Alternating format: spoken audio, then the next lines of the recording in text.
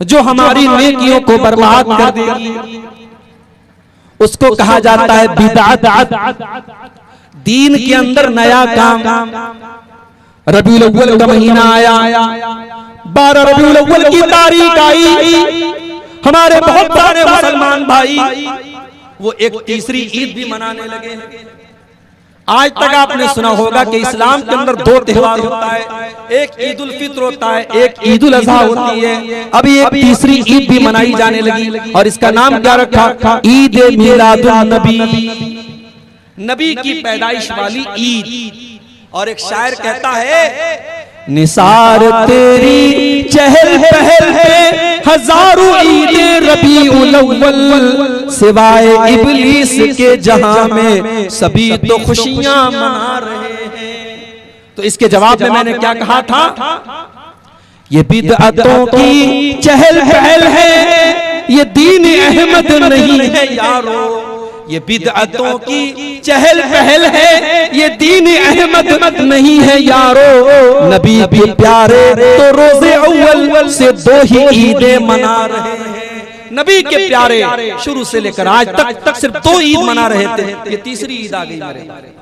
अब तो बाकायदा वीडियो आ रहा है, अब तो केक कट रही है, बड़े बड़े उलमा, दाढ़ी वाले, पगड़ी वाले केक काट रहे हैं।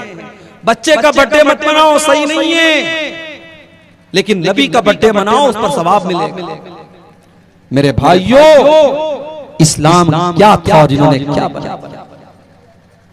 इस्लाम क्या था और इन्होंने क्या बना दिया? मेरे नबी की शरीयत क्या थी और इन्होंने क्या बना दिया? याद रखो मेरे भाई, अल्लाह ने अपने दीन को मुकम्मल कर दिया है। अल्लाह का दीन मुकम्मल है और अल्लाह ने 1400 साल पहले ये ऐलान कर दिया है, अल यौमा अकमलतु लकुम दीनकुम व अतममतु अलैकुम निअमती व रदीतु लकुमुल इस्लाम दीना। ओ लोगों, मैंने अपने दीन को मुकम्मल कर दिया है। अब इसके अंदर किसी इजाफा की, किसी संशोधन की, किसी मॉडिफिकेशन की, किसी एडिटिंग की कोई जरूरत नहीं है। अल्लाह का दीन बिल्कुल मुकम्मल है, कंप्लीट है, परफेक्ट है। अल्लाह के दीन में कोई चेंजिंग नहीं हो सकती। अल्लाह का दीन 1400 साल पहले मुकम्मल हो चुका है मेरे भाइयों।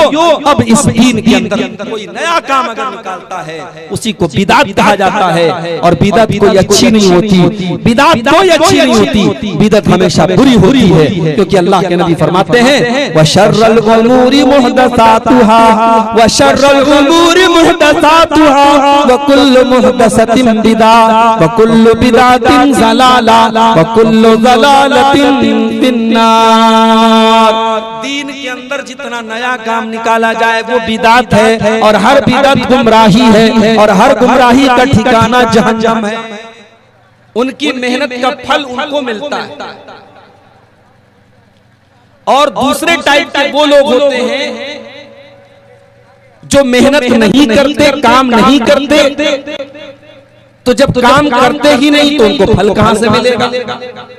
उनको कोई फल भी नहीं।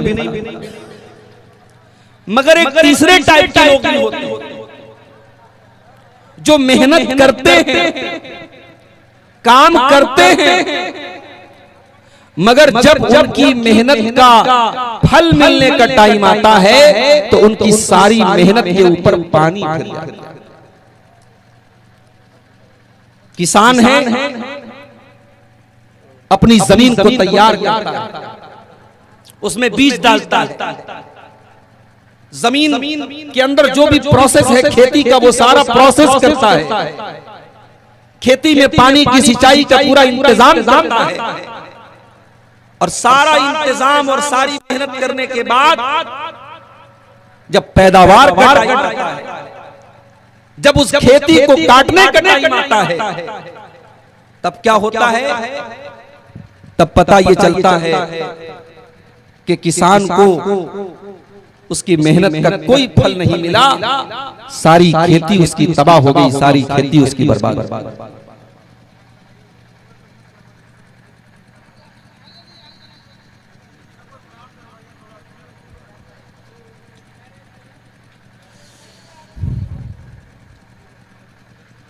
मेरे भाइयों, हम और आप दुनिया में नेकियां करते हैं, नमाज पढ़ते हैं, रमजान का महीना आता है, हम रोजे रखते हैं, अल्लाह ताला हमें ताकत देता है, हम हज करते हैं, उम्रा करते हैं, मदरसों में चंदा देते हैं, मस्जिदों में चंदा देते हैं, गरीबों को ज़कात देते हैं।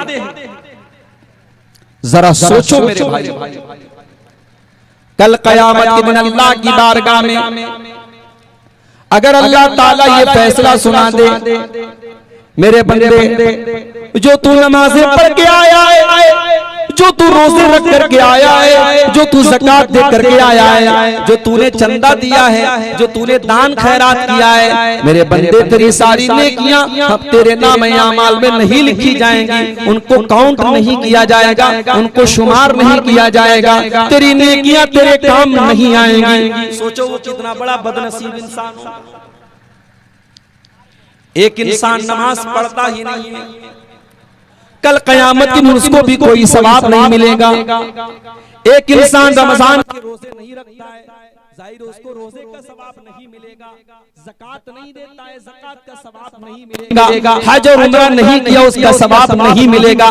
लेकिन मेरे भाइयों, जिसने ये सारे नेकी के काम किए, उसके बावजूद उसको अपनी नेकियों का सवाब न मिले, उससे बड़ा बदनसीब कौन होगा?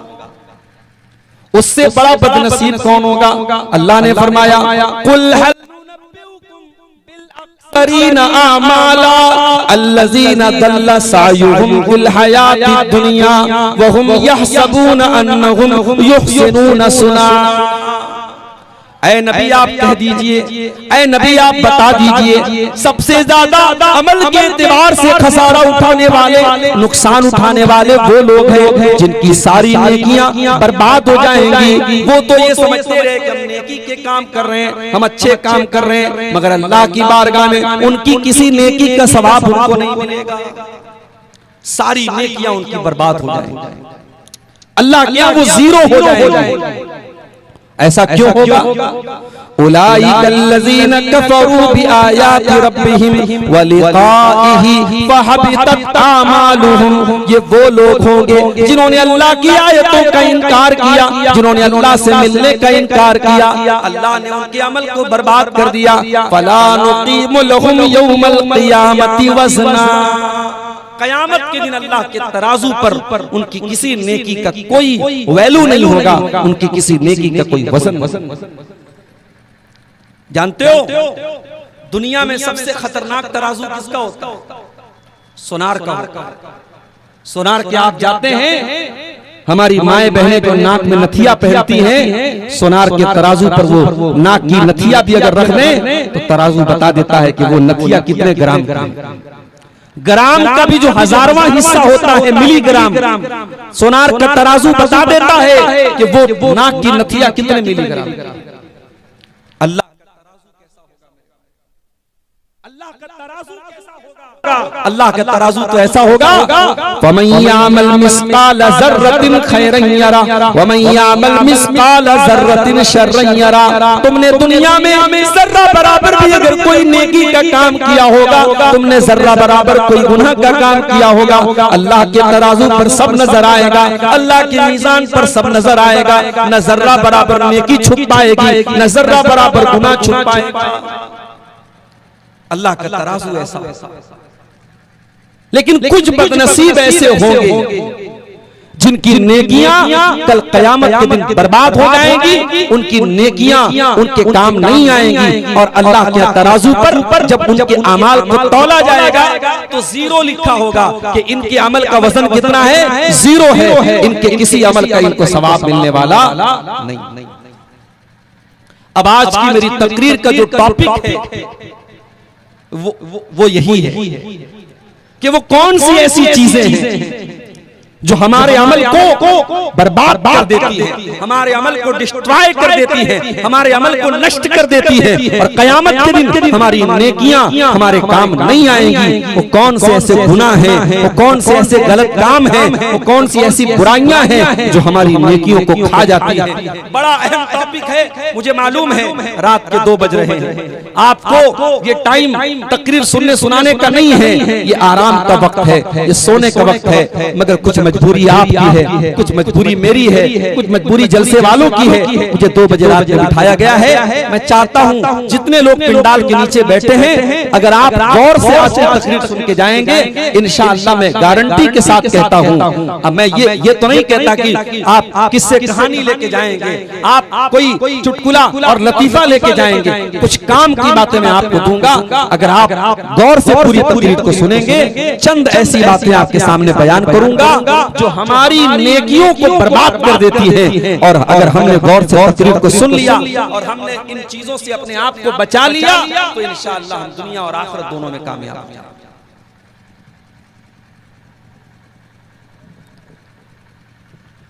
अब ये सब ना जो करना है कर लो, बाद में कोई तमाशा मत करो।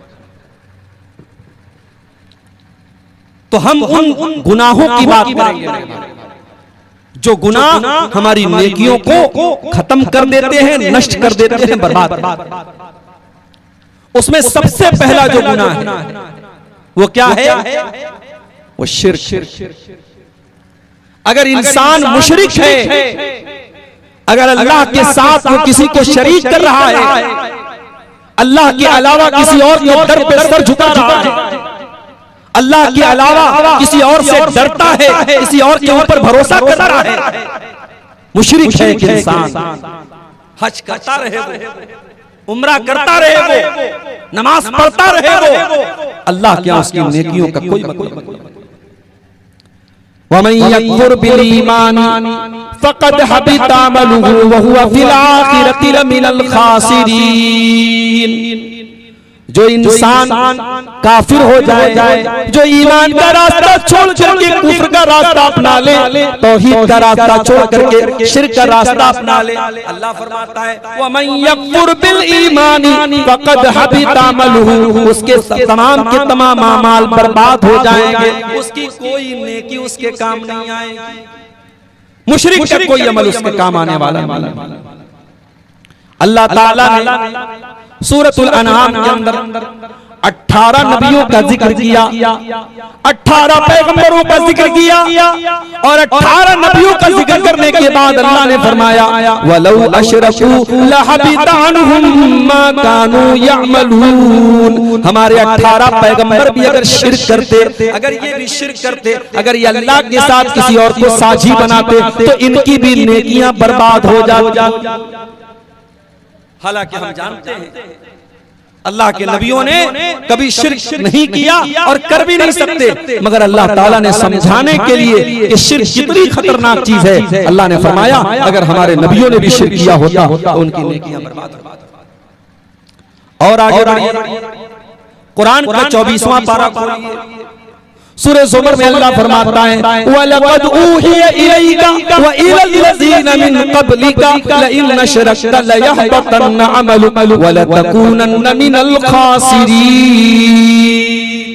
ऐ नबी, ऐ मेरे प्यारे नबी, ऐ मेरे प्यारे हबीब, अगर आपने भी शिर्क कर दिया, हम ये नहीं देखेंगे कि आप हमारे नबी हैं, हमारे आखिरी नबी हैं, हमारे महबूब नबी हैं, हमारे प्यारे नबी हैं। ऐ नबी, अगर आपने भी शिर्क कर दिया, आपकी सारी नेकियां बर्बाद हो जाएंगी और आप भी अल्लाह ताला क्या खसारा उठाने वाले, नुकसान उठाने वालों में से हो जाएंगे। इतना खतरनाक गुनाह है शिर्क। और आज का मुसलमान इसको अपने नाक का मैल समझता है। कितने मुसलमान हैं बड़े आराम से, बड़े धड़ल्ले से शिर्क करते हैं। अल्लाह का शुक्र है आपका इलाका बहुत हद तक सेफ है शिर्क से। आप हमारे यूपी में चले जाएं, हर गली में, हर नगर में आपको कोई ना कोई शिर्क का अड्डा मिलता है। बिहार के अंदर एक इलाका है सहसराम, चले जाइए, गया के रूप पर आपको मिल जाएगा। सहसराम के अंदर भी आपको, बिहार का शहर है, मगर आपको हर मोहल्ले में 2-4 मज़ारात और कब्रें मिल जाएंगी जहां चादर चढ़ाई जा रही है और लोग वहां जाकर के सजदा करते हैं।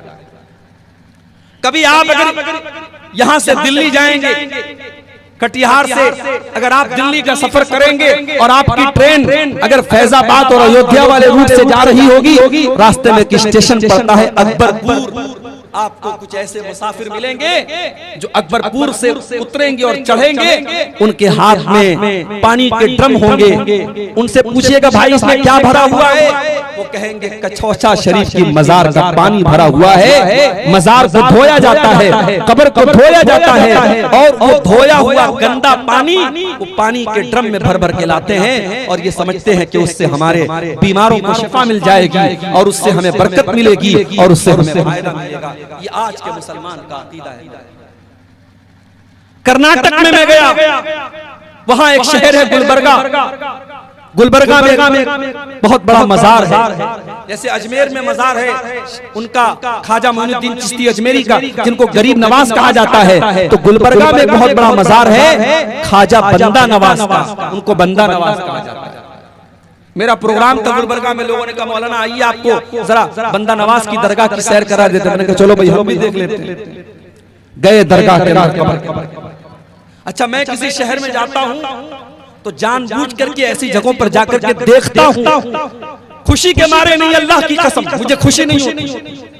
मैं ये सोच करके जाता हूँ और ये मैं महसूस करके जाता हूँ कि मैं जहाँ जा रहा हूँ वहाँ जाकर के मुझे तकलीफ होगी, मेरे दिल को तकलीफ होगी, फिर भी मैं देखना चाहता हूँ कि इंसान एक मुसलमान किस हद तक आज गिर चुका है। अभी बरेली में गया था तो बरेली में भी अहमद रजा खान, जिनको आला हजरत कहा जाता है, उनकी कब्र पर भी मैं गया और पूरा गली है जो शिर्क से भरी हुई है और दुकानों पर हर चीज पर जो है रजा रजा लिखा हुआ है और वहाँ अल्लाह का नाम कम लिया जाता है और रजा का नाम ज्यादा लिया जाता है। बरेली के अंदर अभी 2 महीना पहले मेरा प्रोग्राम था, 1 महीना पहले, वहाँ मैंने ये मंजर देखा। और 2-3 साल पहले जब मैं कर्नाटक में गया गुलबर्गा में और बंदा नवाज की दरगाह के अंदर में गया तो वहाँ मैंने देखा एक छोटी सी कब्र है। मैंने पूछा भाई ये छोटी सी कब्र किस चीज की है? लोगों ने बताया कि ख्वाजा साहब की बेटी ने एक बिल्ली पाली थी, ये बिल्ली की कब्र। अब सोचो बिल्ली की कब्र है, बाकायदा पक्की कब्र है, मजार है, उस पर भी चादर चढ़ी। थोड़ा और आगे बढ़ा, एक और छोटी सी मजार नजर आई। मैंने पूछा भाई ये तो और छोटी मजार है, किसकी मजार है? कहा मौलाना साहब ख्वाजा साहब की बेटी ने एक तोता पाला था, तोते की मजार है। मैंने कहा इस तोते की मजार का क्या काम है? कहा अगर किसी बच्चे की जुबान में लुकलुक होती है, बच्चा ढंग से बोल नहीं पाता है, बच्चा तोतला होता है, उसकी माँ यहाँ पे आती है और देसी घी इस कब्र के ऊपर चढ़ाती है और चीनी चढ़ाती है, बच्चा सही हो जाता है। इन्ना लिल्लाहि व इन्ना इलैहि राजिऊन। ये अकीदा है मुसलमान का। तोते और बिल्ली और कुत्ते और घोड़े और गधे की कब्रों पर सजदा हो रहा है मेरे भाई। और उसके बाद हम कहते हैं ऐ अल्लाह हमारी मदद क्यों नहीं हो रही है? फलस्तीन में हम पर जुल्म क्यों हो रहा है, हिंदुस्तान में हम पर जुल्म क्यों हो रहा है और फला जगह हम पर जुल्म क्यों हो रहा है? मेरे भाइयों, अल्लाह ने मदद का वादा तब किया था जब हम उस एक अल्लाह की तौहीद पर कायम रहे, हम शिर्क करते रहे, हम अल्लाह को नाराज करते रहे, हम अल्लाह को छोड़ करके गैरुल्लाह के दर पर पेशानी झुकाते रहे और हम ये एक्सपेक्ट करें, ये उम्मीद करें, ये आशा करें कि अल्लाह मदद नाजिल करेगा। खबरदार, अल्लाह की मदद मुशरिकों को नहीं मिलती, अल्लाह की मदद अहले तौहीद। ये पहला गुनाह है जो हमारी नेकियों को बर्बाद कर देता है मेरे भाई। अगर हमने शिर्क कर लिया हमारी सारी नेकियां बर्बाद। अब यहां पर एक मसला और समझ लो। एक आदमी मुसलमान है, अब वो मुसलमान से काफिर हो गया। जैसे अभी बहुत सारी मुसलमान लड़कियां हो रही हैं, किसी गैर मुस्लिम लड़के से उनको प्यार हो गया, मोहब्बत हो गई। गैर मुस्लिम लड़के ने कहा कि तुम्हें मेरे साथ अपना मजहब छोड़ करके मेरा मजहब कबूल करना पड़ेगा। लड़की का नाम आयशा है, लड़की का नाम जैनब है, लड़की का नाम फातिमा है, लड़की का बाप मुसलमान, लड़की की माँ मुसलमान, लड़की खुद मुसलमान, लेकिन प्यार के झांसे में आकर, मोहब्बत के झांसे में आकर अपने गैर मुस्लिम आशिक के लिए लड़की ने अपना धर्म परिवर्तन कर लिया, अपना मजहब तब्दील कर लिया, इस्लाम को छोड़ दिया। हो रहा है कि नहीं हो रहा है? बहुत बड़ी तादाद में हो रहा है, पूरे भारत में हो रहा है। आपके कटिहार और किशनगंज से लेकर के मुंबई जैसे शहरों पर शायद आपकी नजर न हो, सोशल मीडिया पर बहुत सारी चीजें आपको। ये हो रहा है, मुसलमान लड़कियां मुर्तद हो रही हैं, अंजाम क्या होगा? कुरान का दूसरा पारा, वमन यर्तदिद मिनकुम अन दीनिही फयमुत वहुवा काफिरुन फउलाइका हबितत अमालुहुम फिद दुनिया वल आखिरह वउलाइका अस्हाबुन नार हुम फीहा खालिदून। जो भी मुर्तद हो जाएगा, जो इस्लाम को छोड़ करके कोई और मजहब को कबूल कर लेगा, जो इस्लाम को छोड़ करके कोई और धर्म स्वीकार कर लेगा और उसी हालत में वो मर जाएगा, अल्लाह का ऐलान है वो दुनिया में भी खसारा उठाएगा और आखिरत में भी खसारा उठाएगा, वो हमेशा हमेशा जहन्नम में रहेगा। मुर्तद का ठिकाना जहन्नम है। इस्लाम को छोड़ करके कोई और मजहब कबूल करने वाला, इस्लाम के अंदर आने के बाद कोई और मजहब कबूल करने वाला, उसकी कोई नेकी अल्लाह ताला क्या काम नहीं देगी, वो बर्बाद हो जाएगा। भाइयों, और आज अफसोस की बात है, हमारी कितनी मुसलमान बहनें हैं और कितने मुसलमान हमारे भाई हैं जो आज मुर्तद हो रहे हैं। और मुझे एक बात कहने दीजिए, बहुत बहुत बहुत बड़ा इलाका है सीमांचल का और बहुत बड़ी तादाद में आपकी बरादरी है यहाँ पे। अगर अपनी आने वाली नस्लों की ईमान की फिक्र आप करें, ये साल में हजारों जलसे आप करा रहे हैं, बहुत अच्छी बात है, जलसे होने चाहिए, तकरीरें होनी चाहिए, मगर तकरीर साल में एक बार होती है मेरे भाई। आपके बच्चों को दीन की तालीम कंटिन्यू मिलनी चाहिए। आपका बच्चा, आपकी बच्ची कॉन्वेंट स्कूल में पढ़ रहा है, आपकी लड़की कॉलेज में पढ़ रही है, उसे दीन के नाम पर कोई मालूमात नहीं है और उसे कोई दीन की बात बताने वाला नहीं। उसने कभी मदरसे का मुंह नहीं देखा, कभी मौलाना साहब से उसने नहीं पढ़ा, कभी कुरान नहीं पढ़ा, कभी हदीस नहीं पढ़ी।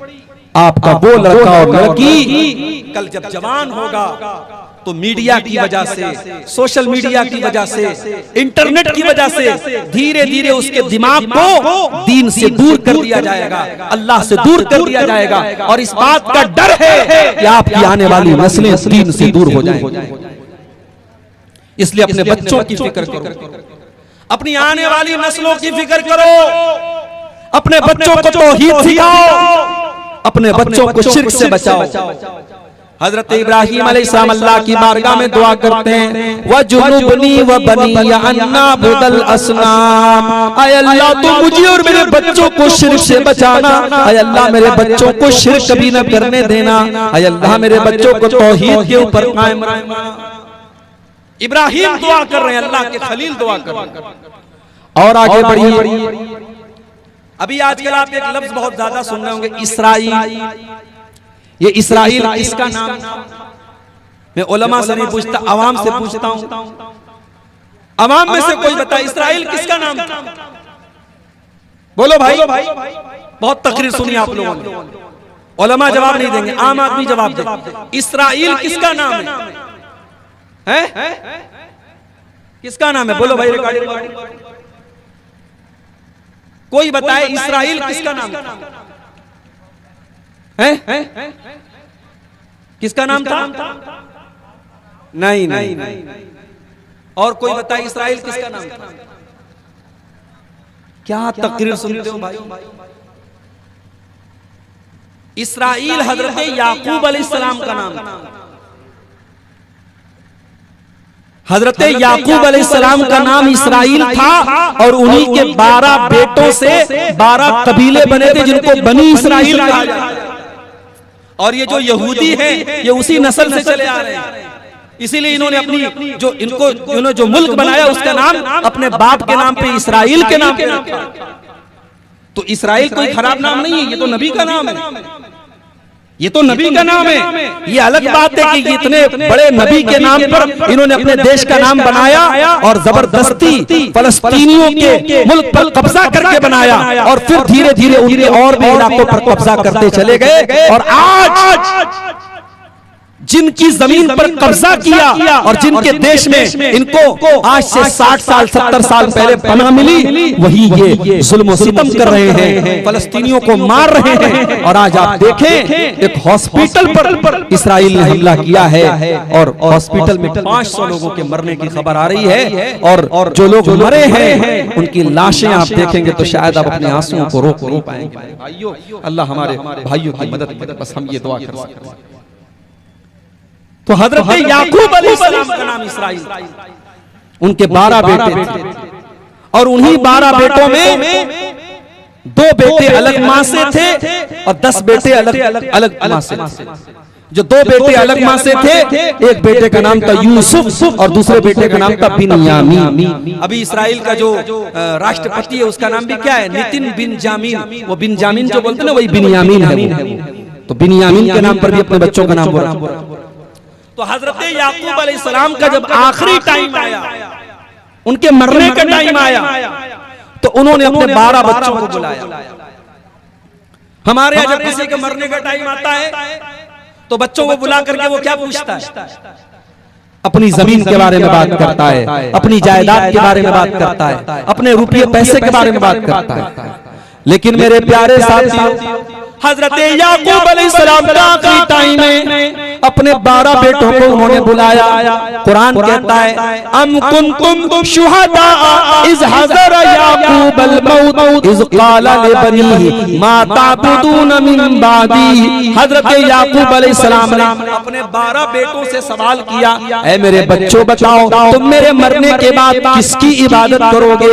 क़ालू नाबुदु इलाहका व इलाह आबाइका इब्राहीम व इस्माईल व इसहाक़ इलाहा वाहिदा व नहनु लहू मुस्लिमून।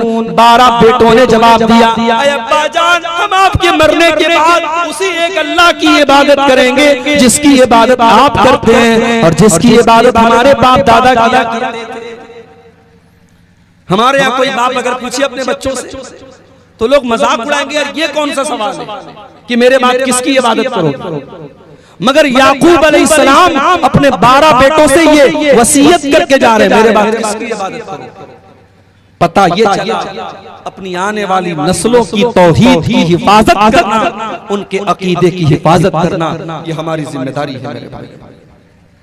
इसीलिए मैं कहता हूं कि इन मदरसों को हकीर मत समझो। ये मदरसे हैं तो तुम्हारा ईमान महफूज है, ये मदरसे हैं तो कुरान करीम की अल्लाह हिफाजत कर रहा है, ये मदरसे हैं तो तुम्हारी हदीसें महफूज हैं, ये मदरसे हैं तो तुम्हारा वजूद महफूज है। जिस दिन ये रहे सहे मदरसे भी खत्म हो गए, अल्लाह की कसम तुम्हें ईमान और इस्लाम बताने वाला। तो ये पहली चीज है मेरे भाइयों जो हमारी नेकियों को बर्बाद कर देती है। अगर कोई शिर्क करेगा तो उसकी सारी नेकियां बर्बाद। और आगे बढ़िए, नेकियों को बर्बाद कर देने वाली दूसरी चीज रियाकारी, दिखावा। एक इंसान अगर दिखावे के लिए नमाज पढ़ता है, दिखावे के लिए रोजा रखता है, दिखावे के लिए हज करता है, दिखावे के लिए दान खैरात करता है, कोई भी काम वो दिखावे के लिए करता है, उसकी वो नेकी अल्लाह ताला क्या बर्बाद कर दी जाए।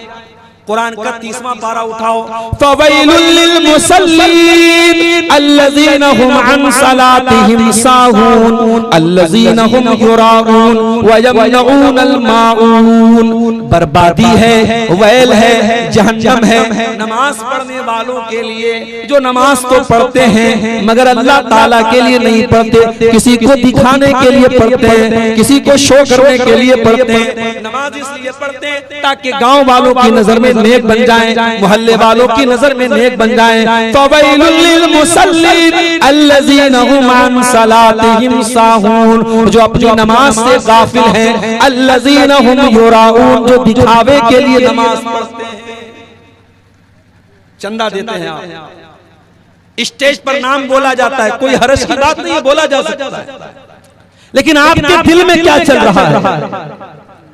अगर आपके दिल में ये चल रहा है मौलवी साहब मेरे नाम का ऐलान करें, दुनिया को पता चल जाए मैंने 1 लाख चंदा दिया, अल्लाह को खुश करने के बजाय पब्लिक को खुश करने की अगर नीयत है तो कान खोल करके सुन लो, आपका दान, आपका चंदा, आपकी ज़कात, आपकी खैरात बर्बाद हो सकती है। या अय्युहल्लज़ीना आमनू ला तुब्तिलू सदक़ातिकुम बिलमन्नि वल अज़ा कल्लज़ी युनफ़िक़ु मालहु रिआअन नास। ऐ ईमान वालो, जब सदका किया करो, जब दान दिया करो तो एहसान मत जता के दिया करो, तकलीफ दे करके मत दिया करो।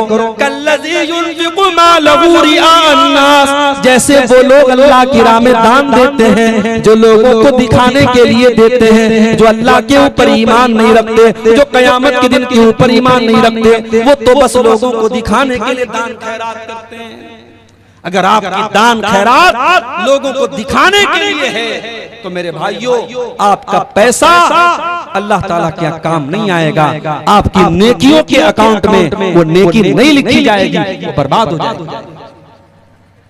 और आगे अल्लाह के नबी फरमाते हैं सल्लल्लाहु अलैहि वसल्लम, क़यामत के दिन सबसे पहले 3 लोगों का फैसला किया जाएगा। इन्ना अव्वलन नास युक़ज़ा यौमल क़ियामा, क़यामत के दिन सबसे पहले 3 लोगों का फैसला किया जाएगा। सबसे पहला इंसान जो दुनिया में अल्लाह की राह में शहीद हुआ था, जो जंग के मैदान में लड़ रहा था, जंग के मैदान में लड़ते लड़ते शहीद हुआ था, उसको अल्लाह ताला बुलाएगा, उससे अल्लाह पूछेगा, मैंने तुझको ताकतवर बनाया, मैंने तुझको बॉडी बिल्डर बनाया, मैंने तुझको लड़ने का हुनर सिखाया, तूने क्या किया? देखो, बॉडी, इंसान के शरीर का मजबूत होना ये भी बहुत बड़ी नेमत है। ये जो हमारे नौजवान गुटखा खाते हैं, सिगरेट पीते हैं, बीड़ी पीते हैं, तो ये तो ऐसे ही अपने ऊपर जुल्म कर रहे हैं, अपनी बॉडी को कमजोर कर रहे हैं।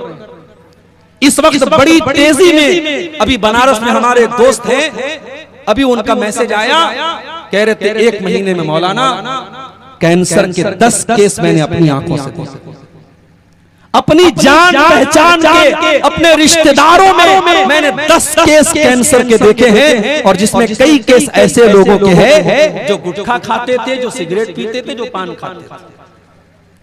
मेरे नौजवान साथियों, अपने शरीर के ऊपर जुल्म मत करो, अपने जिस्म के ऊपर जुल्म मत करो। ये सिगरेट, ये बीड़ी, ये गुटखा, ये नशा तुम्हारी आखिरत भी बर्बाद कर रहा है, और अल्लाह की कसम तुम्हारी दुनिया को भी बर्बाद कर रहा है। इस नशे के जरिए आप अपने शरीर को बर्बाद। गौर कीजिए, अल्लाह की राह में शहीद हुआ था, अल्लाह कयामत के दिन बुलाएगा, अल्लाह पूछेगा, मैंने तुझे बॉडी बिल्डर बनाया था, तुझे ताकतवर बनाया था, तूने बॉडी का क्या किया, तूने शरीर का क्या किया? बंदा कहेगा, अल्लाह कातल तूफीका, मैं तेरे रास्ते में लड़ता रहा, जंग करता रहा, जिहाद करता रहा, हत्तस तुशी, तो यहाँ तक कि मैं शहीद कर दिया गया। आय अल्लाह, मैं तेरी राह में शहीद कर दिया गया। अल्लाह फरमाएगा, तू झूठ बोल रहा है, तू इसलिए लड़ रहा था ताकि दुनिया वाले ये कहें कि बड़ा बहादुर आदमी है, बड़ा वीर आदमी है, बड़ा जबरदस्त आदमी है, तू दुनिया को दिखाने के लिए लड़ रहा था। उसके बाद अल्लाह के नबी फरमाते हैं, उसको चेहरे के बल घसीट करके जहन्नम में डाल दिया जाए। गौर करो, रियाकारी का अंजाम कितना खतरनाक होता है मेरे भाई। अल्लाह की राह में लड़ने वाला और शहीद हो जाने वाला जहन्नम में फेंक दिया जाएगा, सिर्फ इसलिए क्योंकि उसकी नीयत गड़बड़ थी, उसकी नीयत में खोट था, वो लोगों को दिखाने के लिए। उसके बाद दूसरे नंबर पर एक आदमी आएगा, ये बहुत बड़ा आलिम था, बहुत बड़ा मुकर्रिर था, बहुत बड़ा कुरान का हाफिज था। अल्लाह पूछेगा, मैंने तुझे कुरान का आलिम बनाया, मैंने तुझे कुरान का टीचर बनाया, मैंने तुझको आलिम बनाया, तूने क्या किया?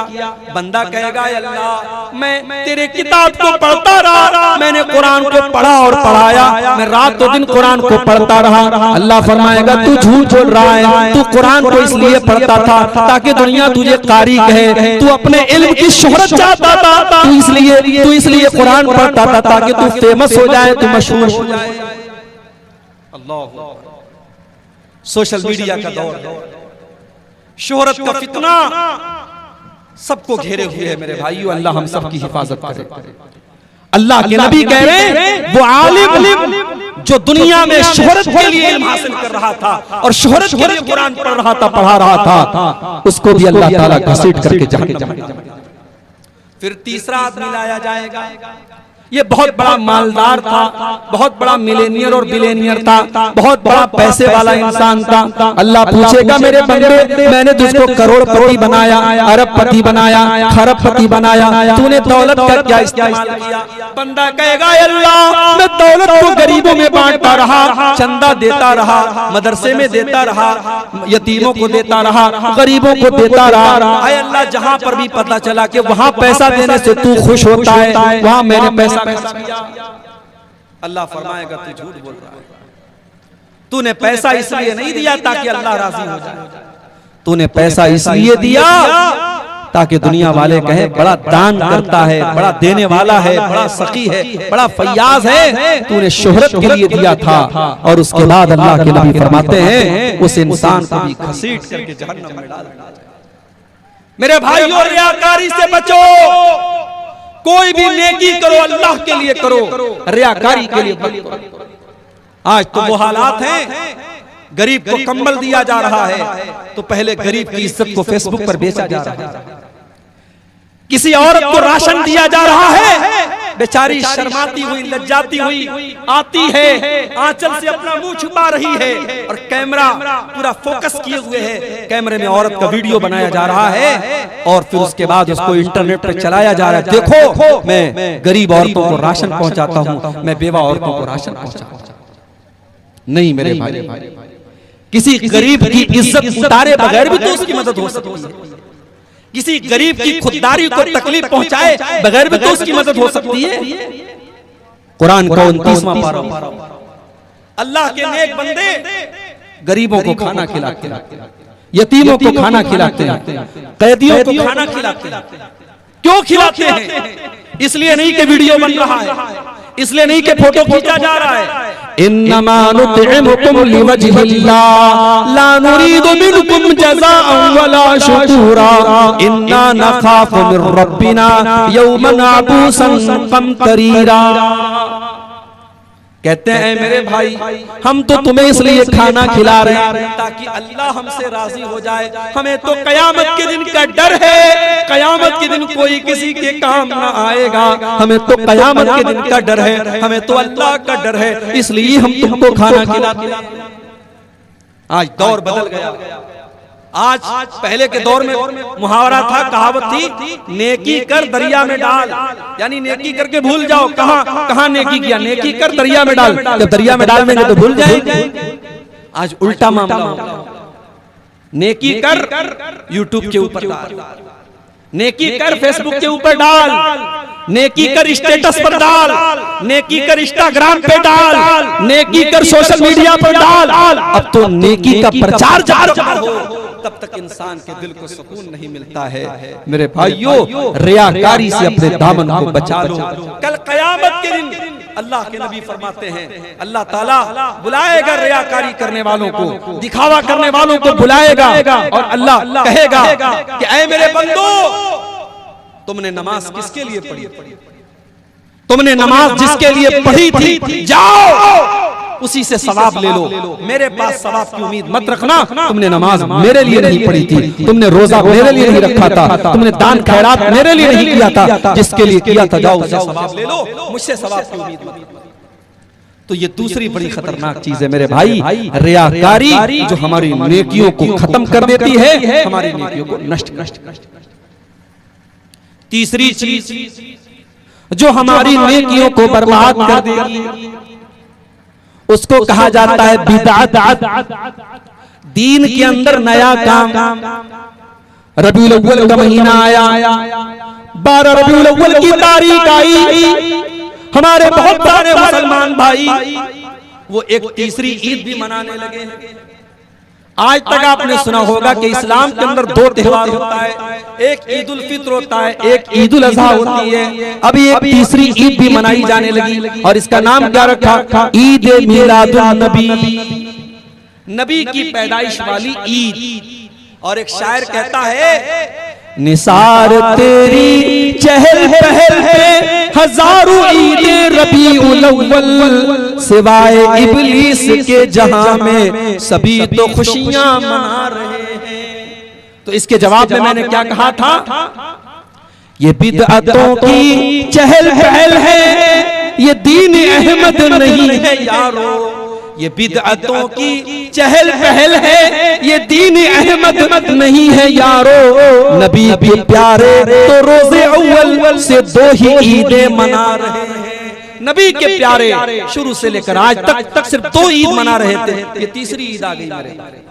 अब तो बाकायदा वीडियो आ रहा है, अब तो केक कट रही है। बड़े बड़े उलमा, दाढ़ी वाले, पगड़ी वाले केक काट रहे हैं। बच्चे का बर्थडे मत मनाओ, सही नहीं है, लेकिन नबी का बर्थडे मनाओ, उस पर सवाब मिलेगा। मेरे भाइयों, इस्लाम क्या था और इन्होंने क्या बना दिया।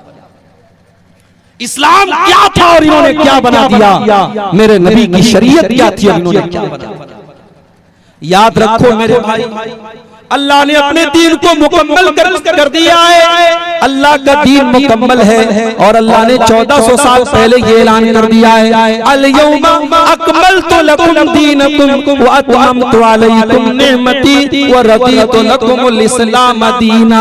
हो लोगों, मैंने अपने दीन को मुकम्मल कर दिया है। अब इसके अंदर किसी इजाफा की, किसी संशोधन की, किसी मॉडिफिकेशन की, किसी एडिटिंग की कोई जरूरत नहीं है। अल्लाह का दीन बिल्कुल मुकम्मल है, कंप्लीट है, परफेक्ट है। अल्लाह के दीन में कोई चेंजिंग नहीं हो सकती। अल्लाह का दीन 1400 साल पहले मुकम्मल हो चुका है मेरे भाइयों। अब इस दीन के अंदर कोई नया काम अगर निकालता है, उसी को बिदात कहा जाता है। और बिदात कोई अच्छी नहीं होती, बिदात कोई अच्छी नहीं होती, बिदात हमेशा बुरी होती है। क्योंकि अल्लाह के नबी फरमाते हैं, व शर्रुल उमूरी मुहदसातुहा व शर्रुल उमूरी मुहदसातुहा व कुल्लु मुहदसतिन बिदा व कुल्लु बिदातिन ज़लाला व कुल्लु ज़लालतिन फिन्नार। दीन के अंदर जितना नया काम निकाला जाए वो बिदात है, और हर बिदात गुमराही है, और हर गुमराही का ठिकाना जहन्नम है। अच्छा, आप एक मसला बताइए, अजान के पहले दरूद पढ़ना है कि अजान के बाद पढ़ना है? बोलो पब्लिक में से कोई बताए। अजान के बाद। लेकिन हमारे कुछ भाइयों की बुद्धि उल्टी है। उनका मुअज्जिन जब माइक पर जाता है तो पहले खड़ा होकर दरूद पढ़ता है, या नबी अस्सलातु वस्सलामु अलैका या रसूलल्लाह सल्लल्लाहु अलैहि वसल्लम, उसके बाद कहता अल्लाहु अकबर, अल्लाह, फिर अजान दे। नबी ने क्या फरमाया, इज़ा समिअतुमुल मुअज्जिन, जब तुम मुअज्जिन को अजान देते हुए सुनो, फक़ूलू मिस्ल मा यक़ूल, तो जैसे मुअज्जिन कह रहा है उसी तरीके से जवाब दो। अल्लाहु अकबर कहा तो तुम भी अल्लाहु अकबर कहो। अशहदु अल्ला इलाहा इल्लल्लाह कहा तो तुम भी अशहदु अल्ला इलाहा इल्लल्लाह कहो। अशहदु अन्ना मुहम्मदुर रसूलुल्लाह कहा तो तुम भी अशहदु अन्ना मुहम्मदुर रसूलुल्लाह कहो। हय्या अलस सलाह कहा तो तुम ला हौला वला कुव्वता इल्ला बिल्लाह कहो। हय्या अलल फलाह कहा तो तुम ला हौला वला कुव्वता इल्ला बिल्लाह कहो। पूरी अजान का जवाब दो। अजान का जवाब देने के बाद सुम्मा सल्लू अलैया, फिर तुम मेरे ऊपर दरूद पढ़ो। और दरूद कैसा पढ़ना है? मेड इन इंडिया नहीं, मेड बाई नबी पढ़ना है। जो नबी ने बताया है वो दरूद पढ़ना है। मेड इन इंडिया वाला दरूद नहीं पढ़ना है। मेड इन इंडिया वाला कौन सा दरूद है? अस्सलातु वस्सलामु अलैका या रसूलल्लाह, ये मेड इन इंडिया वाला है। और नबी का दरूद कौन सा है? अल्लाहुम्मा सल्ली अला मुहम्मदिन व अला आलि मुहम्मद कमा सल्लैता अला इब्राहीम व अला आलि इब्राहीम इन्नका हमीदुम मजीद। अल्लाहुम्मा बारिक अला मुहम्मद व अला आलि मुहम्मद कमा बारकता अला इब्राहीम व अला आलि इब्राहीम इन्नका हमीदुम मजीद। ये दरूद पढ़ो। और दरूद पढ़ने के बाद अल्लाह के रसूल फरमाते हैं कि मेरे लिए अल्लाह ताला से दुआ मांगो, वसीला मांगो। वसीला किस चीज का नाम है? वसीला जन्नत में एक आला मकाम का नाम है जो अल्लाह ताला अपने आखिरी नबी को देगा। अल्लाह के नबी फरमाते हैं कि तुम मेरे लिए अल्लाह से वसीला मांगो।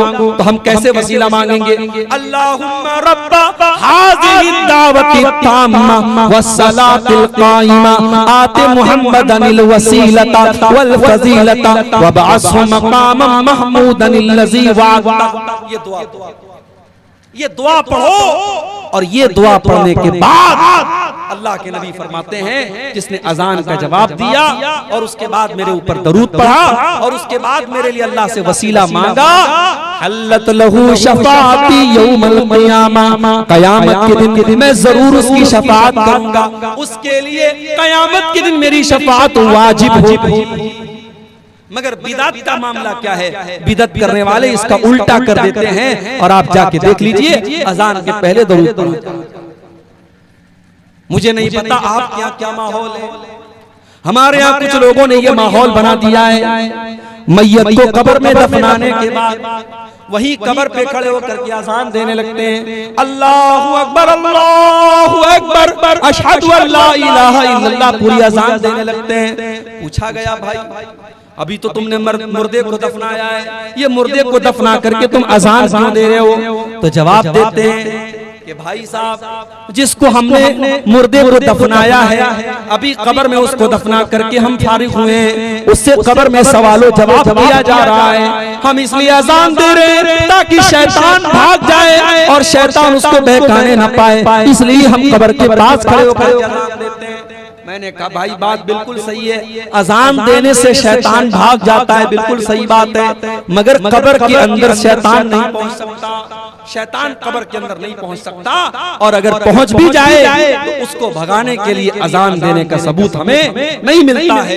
तो बिदअत करने वाला ऐसे ही लॉजिक लगा लगा करके दीन के अंदर नए नए काम निकालता है। और याद रखो मेरे भाई, बिदअती का कोई अमल क़यामत के दिन उसके काम आने वाला नहीं है। मैं एक मिसाल देता हूँ, ये नोटबंदी किस सन में हुई थी? नोटबंदी किस सन में? भाई 2008 में, 19 में ना, 16 में, 2016 में नोटबंदी हुई थी और इत्तेफाक से जिस दिन नोटबंदी हुई थी मेरा प्रोग्राम था किशनगंज। अब भाई वो 1000 के और 500 के जो पुराने वाले नोट थे वो चल रहे थे। अब मोदी जी ने ऐलान कर दिया भाई साहब पुराने नोट सब बेकार हो गए, नोटबंदी का ऐलान कर दिया, कहा कि अब पुराने जितने नोट हैं रद्दी के टुकड़े बन गए। अब आप ईमानदारी से बताओ ये जो नया वाला नोट है 500 वाला, अगर आप कंपैरिजन करो तो पुराना वाला नोट ज्यादा अच्छा लगा। पुराने वाले नोट का कागज भी ज्यादा अच्छा था, नए वाले नोट का कागज भी कमजोर है, कलर भी उतर जाता है जल्दी से। मगर अगर इंडियन गवर्नमेंट ने ये ऐलान किया कि अब पुराना नोट नहीं चलेगा तो आज आपके पास 1 करोड़ रुपया भी अगर पुराने नोट वाला है आप उसको मार्केट में लेके जाएंगे 100 रुपए की चीज भी आपको नहीं मिलेगी। 1 करोड़ रुपए का भी नोट है उसकी कोई वैल्यू नहीं। यही मामला मेरे भाइयों दीन का है। दीन के अंदर जिस अमल के ऊपर जनाब मोहम्मद रसूलुल्लाह सल्लल्लाहु अलैहि वसल्लम की मुहर लगी है वही अमल अल्लाह ताला के यहाँ कबूल होगा। और अगर उस अमल के ऊपर अल्लाह के नबी की मुहर नहीं लगी है तो वो अमल देखने में चाहे जितना भी अच्छा क्यों न लग रहा हो, अल्लाह ताला के उस अमल की कोई वैल्यू नहीं। हम जुमा की नमाज पढ़ते हैं, जुमा की नमाज में इमाम साहब दूसरी रकात में सूरह गाशिया पढ़ते हैं, हल अताका हदीसुल गाशिया वुजूहु यौमइज़िन खाशिया आमिलतुन नासिबा तस्ला नारन हामिया। ओ लोगो कयामत के दिन कुछ लोग आएंगे आमिलतुन नासिबा, जो अमल कर कर के थक गए होंगे, बहुत अमल किया होगा, बहुत नमाज पढ़ी होगी, बहुत रोजा रखा होगा, आमिलतुन नासिबा अमल कर करके वो थक चुके होंगे, तस्ला नारन हामिया लेकिन वो भड़कती हुई जहन्नम की आग में डाले जाएंगे। तो बिदअती का अंजाम बहुत बुरा है मेरे भाई, इसलिए अपने आप को बिदअत से बचाओ, दीन के अंदर वही काम करो जिस काम के ऊपर अल्लाह की और उसके रसूल की मुहर लगी हो, उसके अलावा कोई काम। और आगे हमारी नेकियों को बर्बाद कर देने वाली चौथी चीज, अगर हम नमाज की पाबंदी नहीं करते, नमाज को छोड़ देते, रात भर आपने जलसा सुना, सुबह फजर की अजान हो रही है, अस्सलातु खैरुम मिनन नौम की सदाएं बुलंद हो रही हैं और आप आराम से सोए पड़े हैं, आपने फजर की नमाज छोड़ दी। याद रखो मेरे भाई, नमाज का छोड़ना भी ये बहुत बड़ा गुनाह है और इससे भी हमारी नेकियां बर्बाद हो जाएंगी। अल्लाह के नबी फरमाते हैं, अव्वलु मा युहासबु बिहिल अब्दु यौमल क़ियामति सलातु, क़यामत के दिन बंदे से पहला हिसाब उसकी नमाज के बारे में किया जाएगा। फ़इन सलुहत, अगर नमाज का मामला सही है, अगर नमाज सही है तो सारा अमल सही है, और अगर नमाज का मामला गड़बड़ है तो सारा मामला गड़बड़ है। और एक और हदीस में अल्लाह के नबी ने फरमाया, मन तरका सलातल अस्री फक़द हबिता अमलुहु, जिसने असर की नमाज जानबूझ करके छोड़ दी उसका अमल बर्बाद हो जाएगा। जब एक टाइम की नमाज जानबूझ करके छोड़ने वाले का अमल बर्बाद हो जाएगा। हमारे कितने भाई ऐसे हैं जो एक टाइम की भी नमाज नहीं पढ़ते, जिनकी जिंदगी में नमाज के लिए कोई मकाम नहीं है। मेरे भाइयों, सोचो उनका क्या। शेख अब्दुल अजीज इब्न बाज से पूछा गया, बीवी नमाज पढ़ती है, शौहर नमाज नहीं पढ़ता।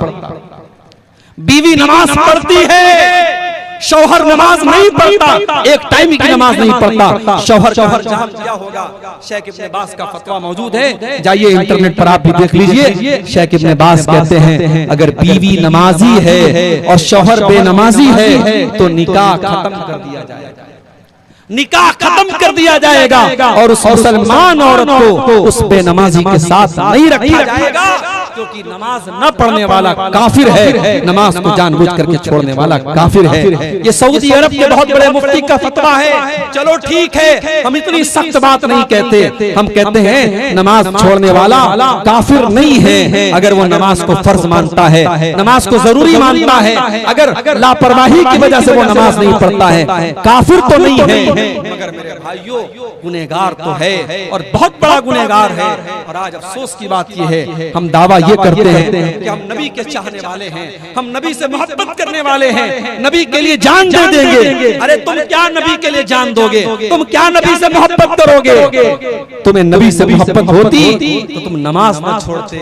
मेरे नबी को नमाज से बहुत प्यार था।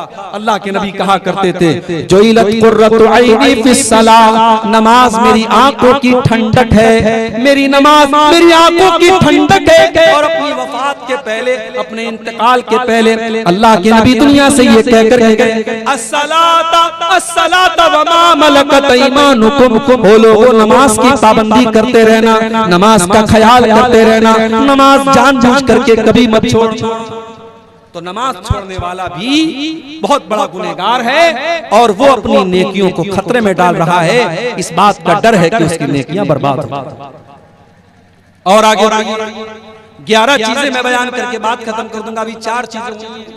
नंबर 5 हमारी नेकियों को बर्बाद कर देने वाली 5वीं चीज, हुकूकुल इबाद में कोताही।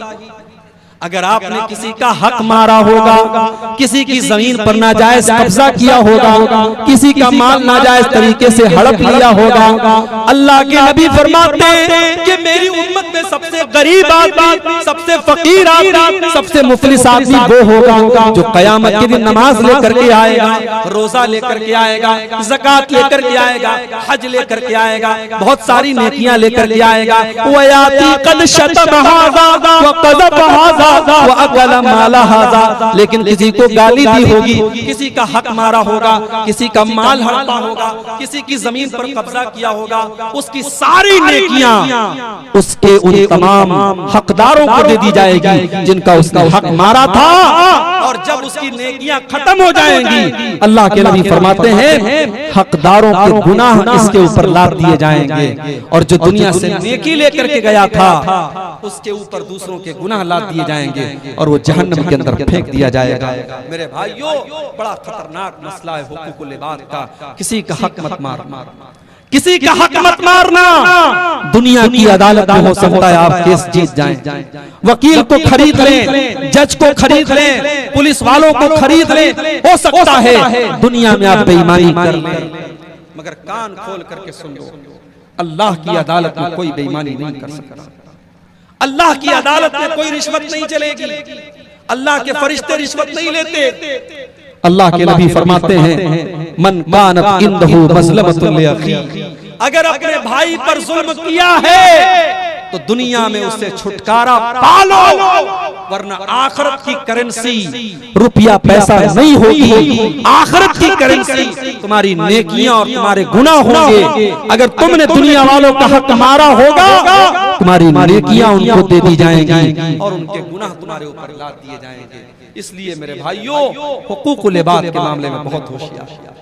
आज भाई भाई का हक मार रहा है, आज कितने बाप हैं अपनी औलाद का हक मार रहे हैं, कितने बाप है अपनी बेटियों को, कितने भाई हैं अपनी बहनों को जायदाद में वरासत में महरूम कर देते हैं, सारी जायदाद बेटों के नाम लिख देते हैं ताकि बेटी वारिस ना हो जाए।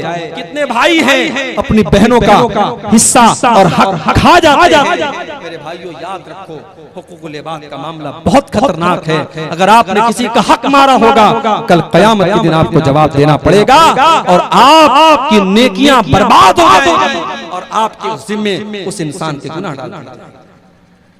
5 चीजें हो गई। नंबर 6, शराब पीना, ये भी बहुत बड़ा गुनाह है। शराब पीने वाले की नमाज भी कबूल नहीं होती है। अल्लाह के नबी फरमाते हैं मन शरिबल खम्रा ला तुक़बलु लहू सलातु 40 सबाहा, जो शराब पीता है उसकी 40 दिन की नमाज कबूल नहीं होगी। शराब पीने वाले की 40 दिन तक की नमाज कबूल नहीं होगी जब तक वो अल्लाह ताला से सच्ची तौबा न कर ले, उसकी 40 दिन तक की नमाज कबूल नहीं होगी। इतना बड़ा गुनाह है शराब पीना। आज मुसलमान बड़े शौक से शराब पी रहा है। शराब के अड्डों पे चले जाओ, आपको मुसलमान ज्यादा नजर आ जाएंगे। मेरे भाइयों, शराब से बचो, नशे से बचो। ये नशा आपकी नमाजों के लिए, आपकी इबादत के लिए बहुत घातक है।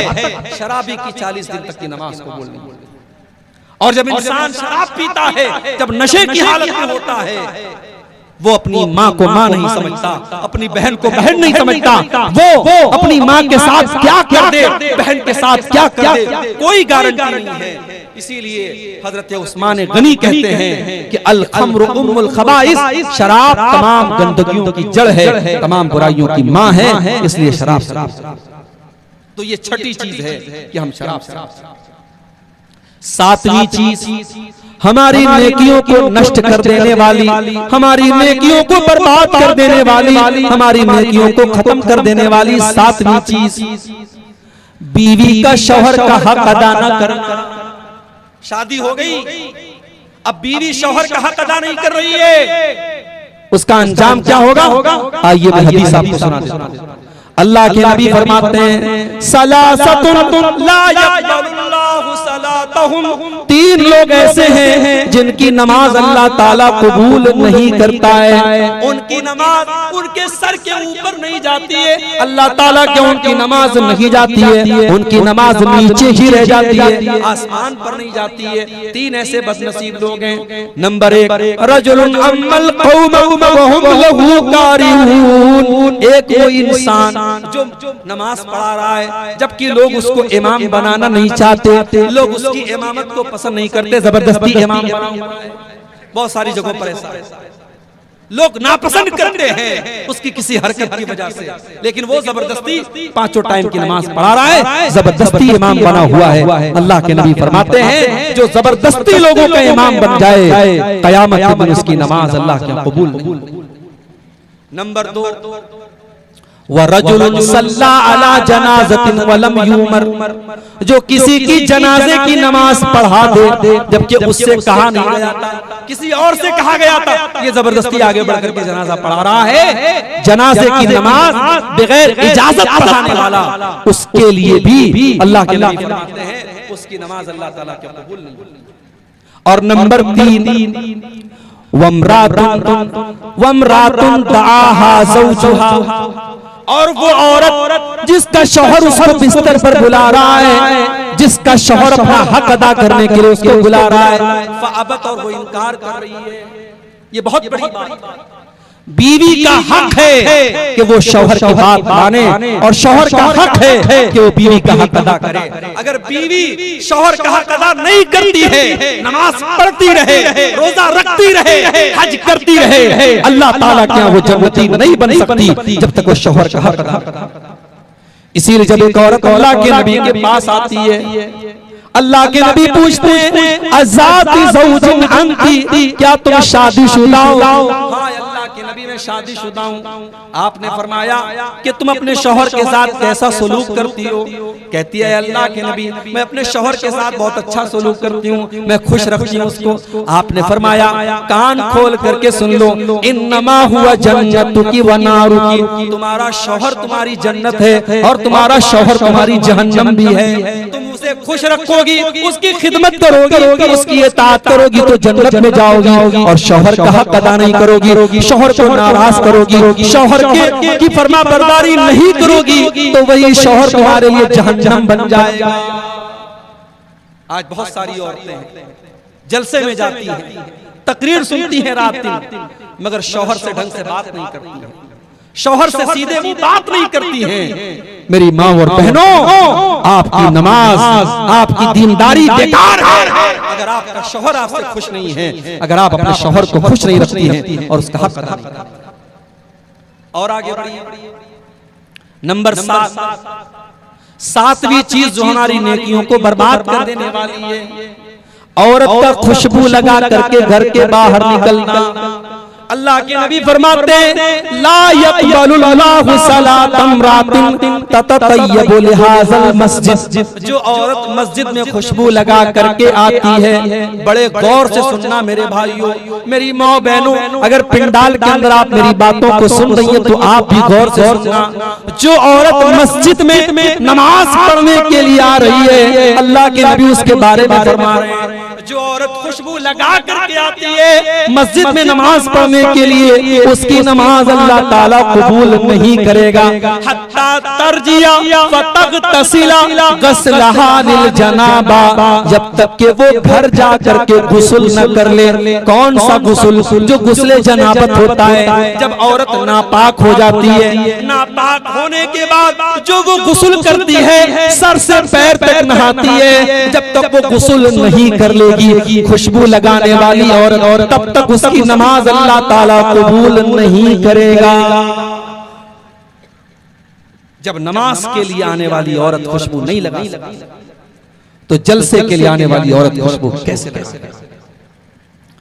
अकीका और शादी की दावत में जाने वाली औरत दुनिया भर के परफ्यूम और खुशबू लगा करके क्यों जा रही है? अगर नमाज के लिए आना हराम है मेरे भाइयों, तो जलसे में भी खुशबू लगा करके आना हराम है।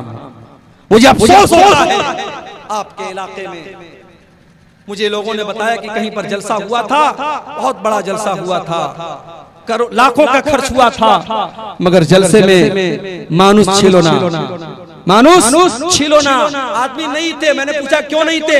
बोले औरतें नहीं आई थी, औरतों का इंतजाम नहीं था तो मर्द हजरात नहीं आए। पता ये लगा कि जलसे में मर्दों की और नौजवानों की एक बड़ी तादाद इसलिए आ रही है क्योंकि औरतों का जमघट होता है, जवान लड़कियां हैं, खूबसूरत कपड़े पहन करके, सज करके, सवर करके, ज्वेलरी वगैरह पहन करके और मेकअप करके आ रही हैं, और दुकानें लगी हैं, सड़कों पर नौजवान लड़के भी टहल रहे हैं, लड़कियां भी टहल रही हैं। मेरे भाइयों, ये मंजर बड़ा नामुनासिब है, ये चीज बड़ी नामुनासिब है। अल्लाह के नबी फरमा रहे हैं जो औरत नमाज के लिए आ रही है खुशबू लगाकर, उसकी नमाज अल्लाह ताला कबूल नहीं करेगा।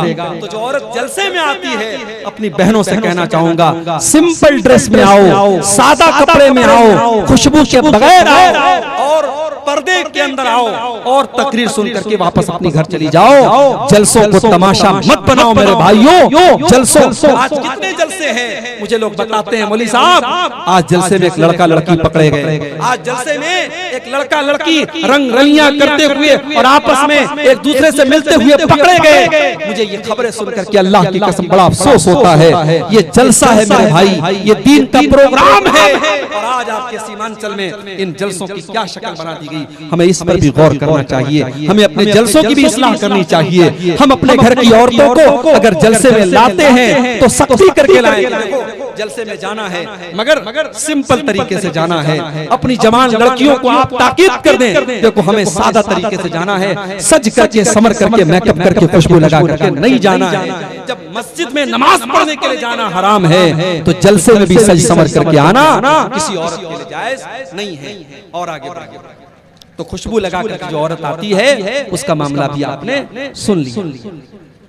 इसी तरीके से मेरे भाइयों, नेकियों को बर्बाद कर देने वाली एक और चीज, और वो चीज ये है कि इंसान अकेले में, तन्हाई में, जहां कोई देखने वाला ना हो, वहां वो गुनाह का काम करे, वो नाजायज काम करे, वो हराम काम करे। अकेले और तन्हाई में किए जाने वाले गुनाह भी इंसान की नेकियों को बर्बाद कर देते हैं। और मैं जो हदीस सुनाने जा रहा हूं, आप उस हदीस को बड़े गौर से सुनिएगा। और आपके हाथों में मोबाइल है, आप सबके हाथों में मोबाइल है, मैं जानता हूं। आज 3 साल के बच्चे से लेकर 70 साल के बूढ़े के हाथ में मोबाइल और स्मार्टफोन है। मोबाइल चलाने वाला इस हदीस को गौर से, मोबाइल चलाने वाली हमारी नौजवान बहनें, हमारी कौम की लड़कियां भी इस हदीस को गौर से सुने, हमारे नौजवान भाई भी सुने। हदीस के रावी कौन है?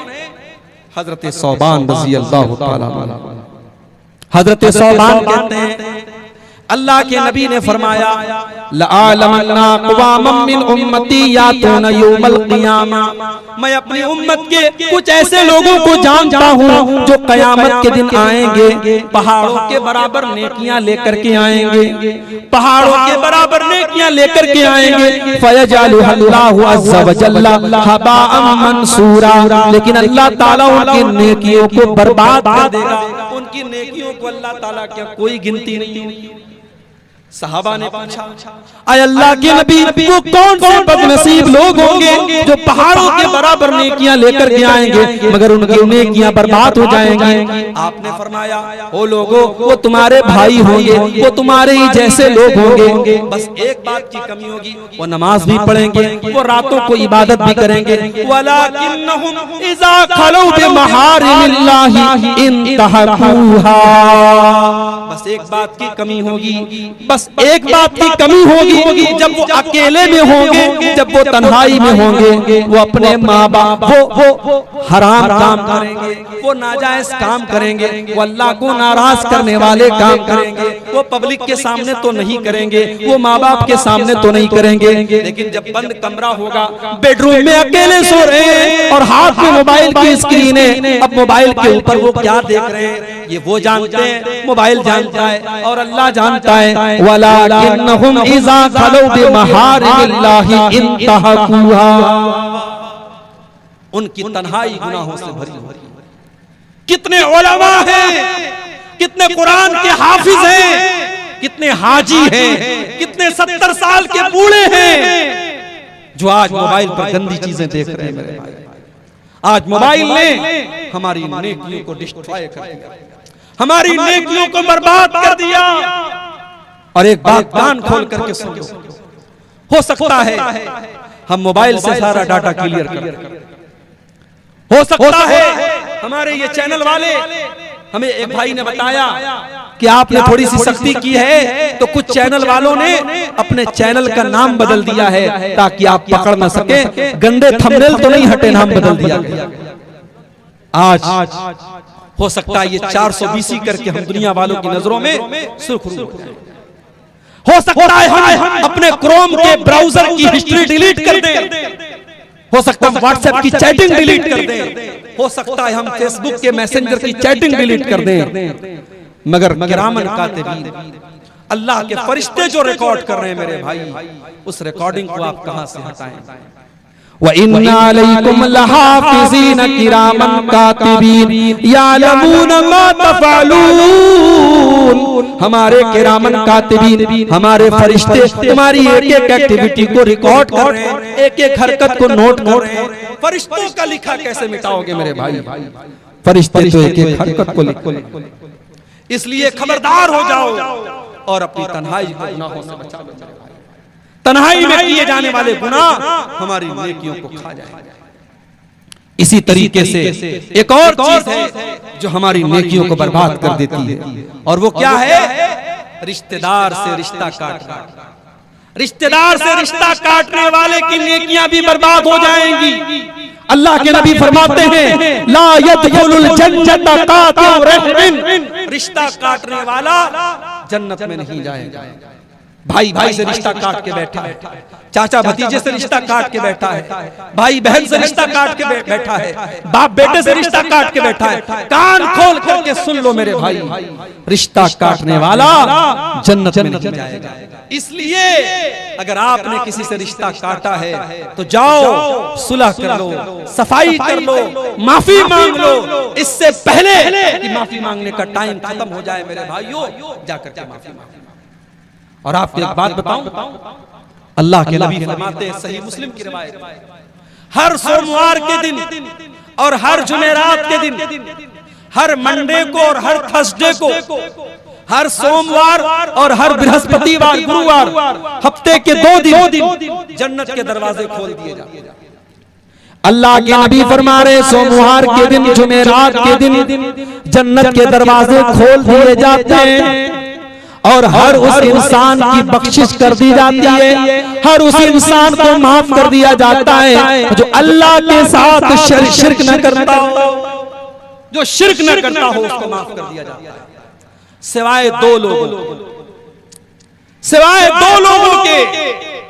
अगर आपके गांव में ऐसे कोई 2 लोग हो तो सुन ले, वो अल्लाह के नबी ने फरमाया 2 लोगों की बख्शिश नहीं होती। कौन?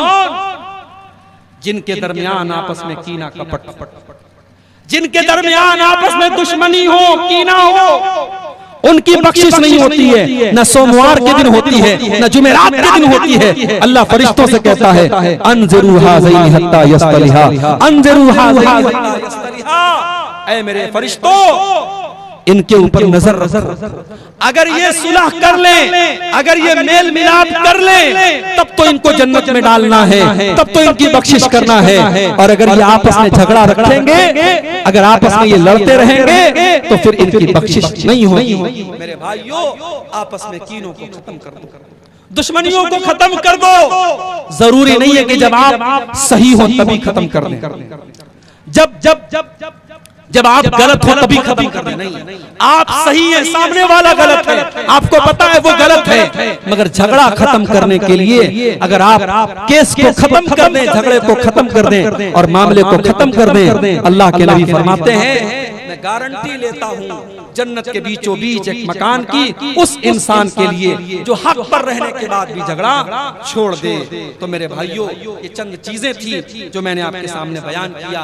ये वो गुनाह हैं कि अगर हम इनसे बचेंगे तो इंशाअल्लाह हमारी नेकियां सेफ रहेंगी, और अगर हम इन गुनाहों से नहीं बचे तो हमारी नेकियां डिस्ट्रॉय हो जाएंगी, हमारी नेकियां बर्बाद हो जाएंगी।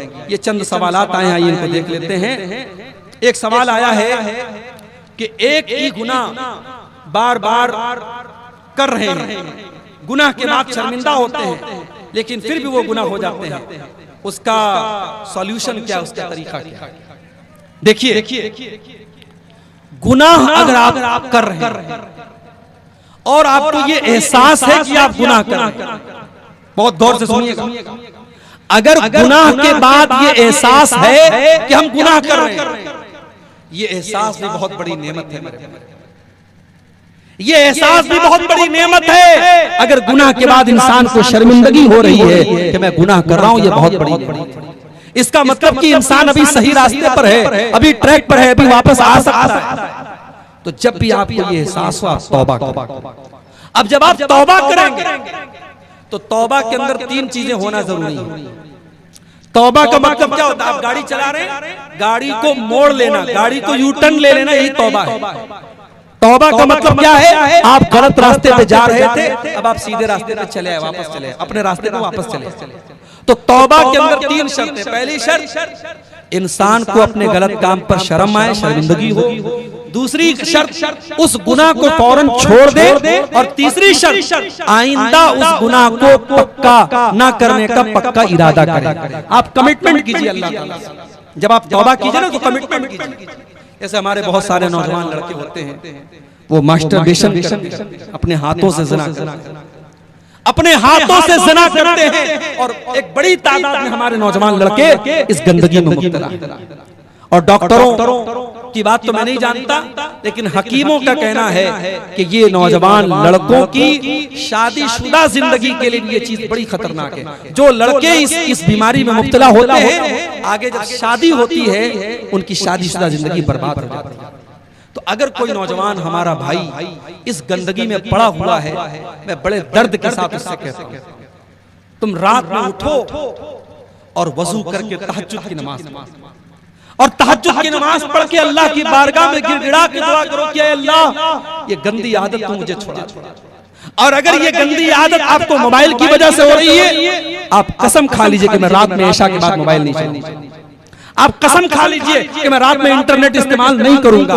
जब तक आप ऐसा कोई कमिटमेंट नहीं करेंगे, आप बुराई पर कंट्रोल नहीं पा सकते। शैतान हमारी खून की रगों के साथ दौड़ रहा है, शैतान हम सब के साथ लगा हुआ है मेरे भाइयों, इसलिए हमें अपने आप को मजबूत बनना पड़ेगा। एक सवाल ये आया है कि मिंबर जो है वो पत्थर का होना चाहिए या लकड़ी का। जैसे बहुत सारी मस्जिदों में पत्थर का मिंबर है, जैसे जामिया सल्फिया और जामिया इमाम इब्न तैमिया में, तो मिंबर जो है वो वहाँ पे पत्थर का बना हुआ है। देखिए अल्लाह के रसूल सल्लल्लाहु अलैहि वसल्लम के जमाने में पहले जब आप खुतबा देते थे तो लकड़ी के तने पर, और बाद में एक औरत ने अल्लाह के नबी से ख्वाहिश जाहिर की कि मैं चाहती हूं कि आप इस लकड़ी के तने के बजाय मिंबर पर, और उसने उसका लड़का जो बढ़ई का काम करता था, कारपेंटर था, अपने बेटे से कह करके उसने खूबसूरत लकड़ी का मिंबर बनवाया। तो अल्लाह के नबी के दौर में लकड़ी का मिंबर था, मगर अल्लाह के नबी ने कोई ऐसी शर्त नहीं लगाई थी कि लकड़ी ही का हो। बाद में पत्थर का और इसी तरीके से ईंट और गारे का भी मिंबर हरम में, मस्जिद नबी में और मक्के में इस्तेमाल हुआ, और आज भी दुनिया में हो रहा है। तो इसमें कोई मसला नहीं है, लकड़ी का भी इस्तेमाल किया जा सकता है और पक्का पत्थर का भी इस्तेमाल किया जा सकता है। जिसको जहां जैसी सहूलत हो वो कर सकता है। लकड़ी वाले मिंबर में ये होता है कि फिर उसको जो है संभालना पड़ता है, उसको रखना पड़ता है, और एक बार अगर उसको बाकायदा पक्का बनवा दिया तो फिर कोई मसला नहीं, हमेशा के लिए वो बन जाता है। तो दोनों सूरतें जायज है, उसमें कोई शरीयत की तरफ से पाबंदी नहीं है। एक सवाल ये आया है कि तशहुद की उंगली से कब कब इशारा करना चाहिए। आपकी एक वीडियो में देखा हूं कि आप कह रहे हैं कि तशहुद में जब जब दुआ आए तब तब इशारा करना। बिल्कुल सही आपने सुना है, मैंने वीडियो में ये बात कही और आज फिर कह रहा हूं कि हदीस में ये आता है कि अल्लाह के नबी तशहुद में अपनी उस उंगली से इशारा करते, अपनी इस उंगली से इशारा करते थे। अब इशारा जो है, इशारा का मतलब उंगली उठाना। अब उंगली आपको जो उठाना है, तो ये उठाने का सिलसिला अत्तहियात से लेकर के सलाम फेरने तक रहेगा, ये पूरे तशहुद में। और हदीस में दूसरा लफ्ज आता है युहर्रिकुहा, अल्लाह के नबी इस उंगली को हरकत देते थे। कब हरकत देते थे? यदुऊ बिहा, जब आप दुआ करते थे। अब मिसाल के तौर पर आप पढ़ते हैं अत्तहियातु लिल्लाहि वस्सलावातु वत्तय्यिबात, अब ये अल्लाह की तारीफ है, ये दुआ नहीं है। उसके बाद कहते हैं अस्सलामु अलैका अय्युहन नबी, ये दुआ है, आप नबी पर सलाम पढ़ रहे हैं, दुआ है। अब यहाँ पे आप हरकत देंगे वस्सलामु अलैना वाला इबादिल्लाहिस सालिहीन, अब ये भी दुआ है, यहाँ पे आप हल्की हल्की हरकत देंगे। उसके बाद अशहदु अल्ला इलाहा इल्लल्लाह व अशहदु अन्ना मुहम्मदन अब्दुहु व रसूलुहु, ये दुआ नहीं है, इस पर आप उंगली को ऐसे फिक्स रखेंगे। उसके बाद आप दरूद शरीफ पढ़ते अल्लाहुम्मा सल्ली अला मुहम्मद व अला आलि मुहम्मद, अब ये दुआ है, पूरा दरूद शरीफ दुआ है। अब पूरे दरूद शरीफ के दौरान हल्की हल्की हरकत देंगे। उसके बाद आप दुआ पढ़ते अल्लाहुम्मा इन्नी ज़लमतु नफ्सी ज़ुल्मन अल्लाहुम्मा इन्नी ज़लमतु नफ्सी ज़ुल्मन फ़ग़फ़िर ज़ुनूबा ला यग़फ़िरु ज़ुनूबा इल्ला अंता। अब ये पूरी दुआ है, अल्लाहुम्मा इन्नी ज़लमतु नफ्सी ज़ुल्मन, ये पूरी दुआ है। इस दुआ के दौरान आप हल्की हल्की हरकत करें। अल्लाहुम्मा इन्नी अऊज़ु बिका मिन अज़ाबि जहन्नम व अऊज़ु बिका मिन अज़ाबिल क़ब्र व अऊज़ु बिका मिन फ़ितनतिल मसीहिद दज्जाल। अब ये पूरी दुआ है। तो जहां दुआ